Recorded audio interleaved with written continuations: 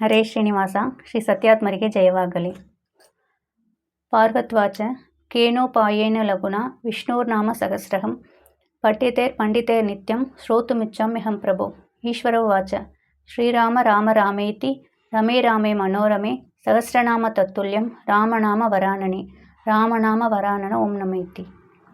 பார்வதி தேவி ஒரு முறை ஈஸ்வரனிடத்தில் கேட்குறா, பண்டிதரெல்லாம் நிறமும் சகஸ்ரநாம பாராயணம் விஷ்ணு சகஸ்ரநாம பாராயணம் பண்ணிடலாம், எல்லாருக்கும் சமயம் இருக்காது, என்ன பண்ணுறது அப்படின்னு.